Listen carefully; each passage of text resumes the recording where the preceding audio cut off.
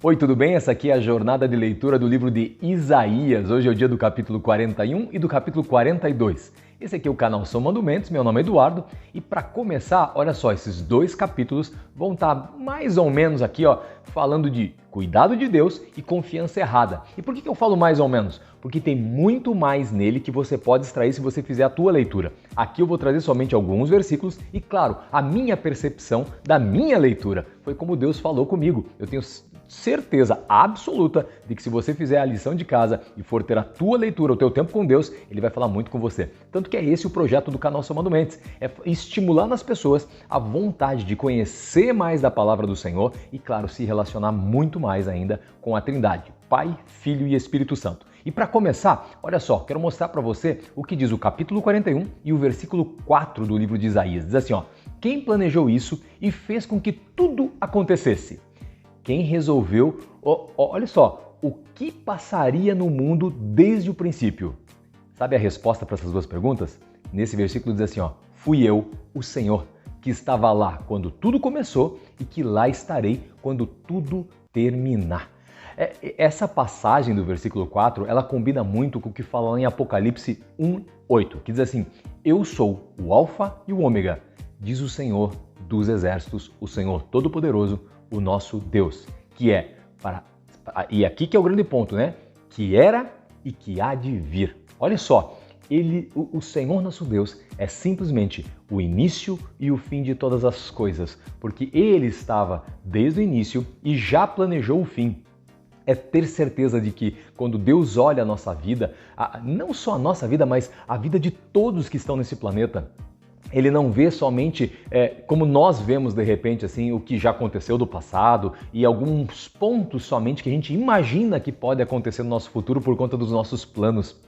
Mas o Senhor já conhece exatamente princípio, meio e eu não diria fim. Fim se a gente pensar somente nessa terra, mas nós somos muito mais do que esse corpo carnal. Nós somos espírito. A nossa essência, na verdade, eu e você, não somos isso aqui que a gente está vendo agora. Nós somos o que está aqui dentro, o que está controlando tudo isso. A nossa alma é o que importa no mundo espiritual. Por isso é muito importante nós nos darmos conta do valor que nós temos no Senhor. Então, se às vezes você de repente está passando um momento e não se percebe qual é o teu valor, você está triste, está angustiado, está angustiada, isso é normal, nós passamos por vários momentos da vida, às vezes até do dia, que nós não estamos bem, mas o importante é a gente olhar isso e perceber que a natureza que o Senhor colocou na nossa vida foi de uma natureza eterna. Nosso tempo não acaba somente quando nós morri, então acabou. Não. Tem muito mais. Só que esse mais vai acontecer onde? Na eternidade. Mas onde a gente vai viver a eternidade? Bom, aí a gente vai definir aqui, nesse plano espiritual,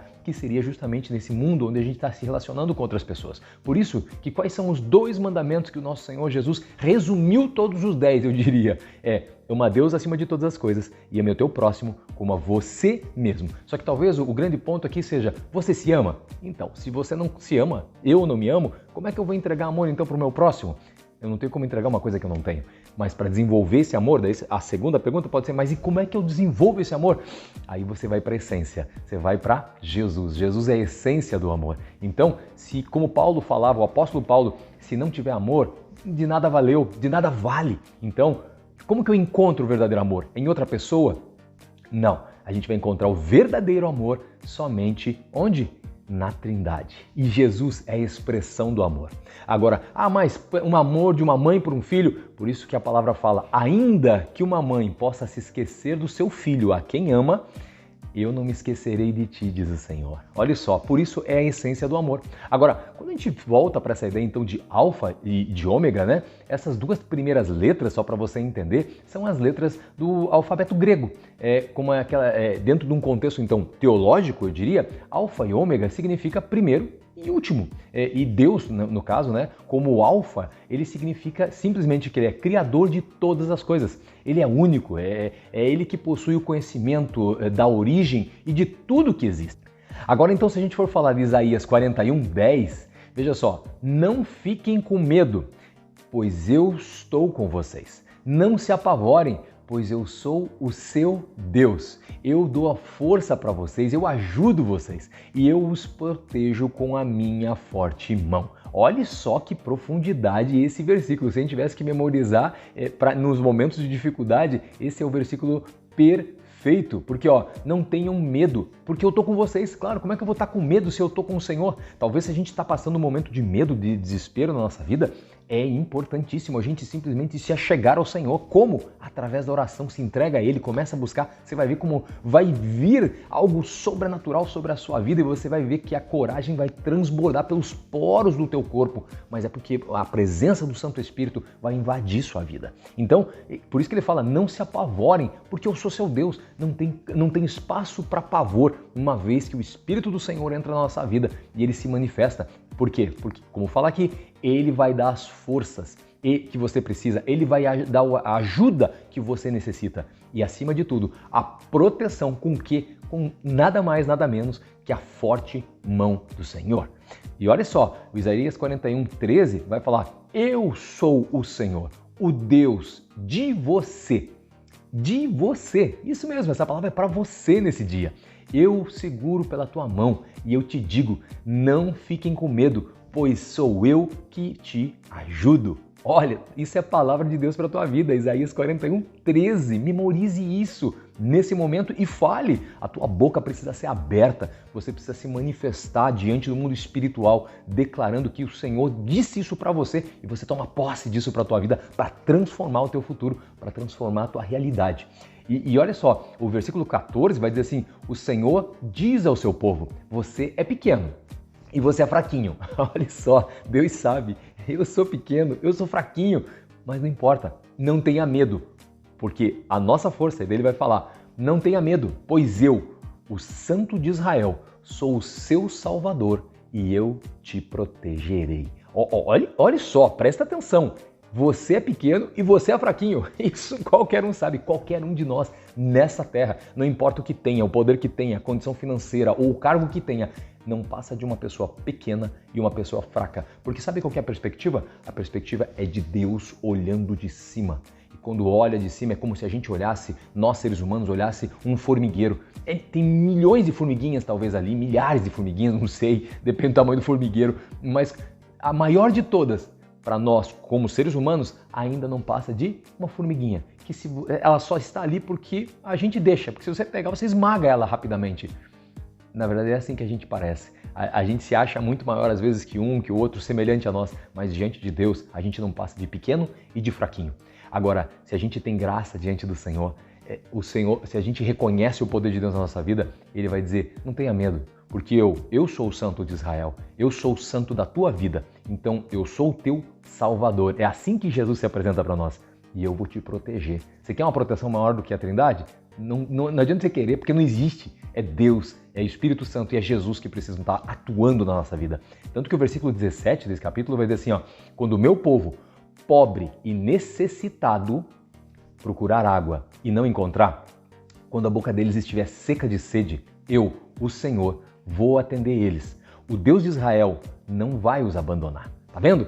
Deus, esse capítulo 41 inteiro, dizendo, se eu sou teu Deus, se eu sou teu Deus, tudo isso eu vou proporcionar para vocês. Porque eu sou Deus, eu posso todas as coisas. Já no capítulo 42, versículo 8, a gente já vai mudar um pouco de conversa. Lembra que eu falei que eram 2 temas hoje? Olha só, eu sou o Senhor, esse é o meu nome. E olha só, eu não permito que as imagens recebam um louvor que somente eu mereço. Olhe só como a indignação do Senhor diante da nossa capacidade de tirar a glória dele e entregar para outro. Mas eu não entrego a glória para outro. Mas quando a gente acha que tem uma pessoa ou uma situação ou uma coisa que pode ser mais do que Deus na nossa vida, sim, nós estamos tirando a glória do Senhor e colocando para outra situação, coisa, pessoa. Pode ser nós, inclusive, a gente se acha muitas vezes autossuficiente, então eu estou negando a soberania de Deus na minha vida e, acima de tudo, não reconhecendo que, na verdade, se a gente tem alguma coisa, é porque o Senhor nos permitiu, é o Senhor que nos estendeu a mão, é o Senhor que nos deu força, nos deu oportunidades para isso, porque sozinhos nós não produzimos nada. Na verdade, sim, a gente produz muita porcaria. Dá uma olhada ao redor, veja o que você de repente já fez. Sabe aqueles erros? E eu não falo erros que você sofreu com eles, mas erros que talvez você fez alguém sofrer.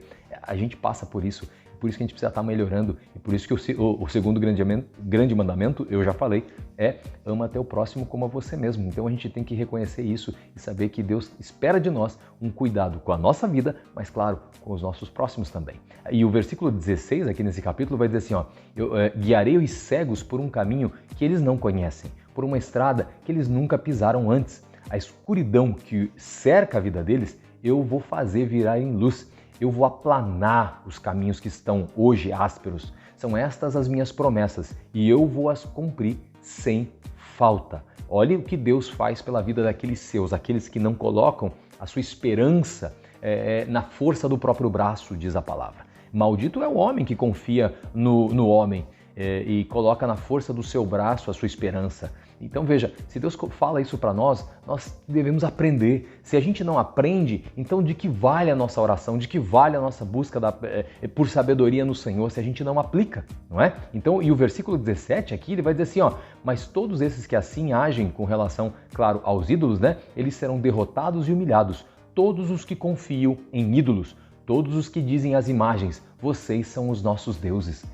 Veja, naquele passado eram as imagens, hoje em dia são pessoas, são situações, são condições, somos nós mesmos, porque a gente se acha, então, como eu falei, autossuficientes. Então a nossa suficiência tem que estar em Deus e vir do Senhor, sempre a nossa esperança é dele. Por isso que em Salmos a gente vai falar exatamente isso. Salmo 121:1 vai dizer, ergo os meus olhos ao Senhor, ou melhor, ergo os meus olhos aos montes e reconheço de onde virá o meu socorro. Daí ele vai concluir, meu socorro vem do Senhor que fez os céus e a terra. Graças a Deus por isso. Então Deus abençoe sua vida, Deus abençoe sua família. Como sempre, leia a Bíblia e se liberte. E claro, compartilhe esse vídeo para abençoar mais alguém com todo esse conteúdo que a palavra de Deus está trazendo para o coração, para o seu coração e vai levar para o coração da outra pessoa também. Vejo você no próximo vídeo.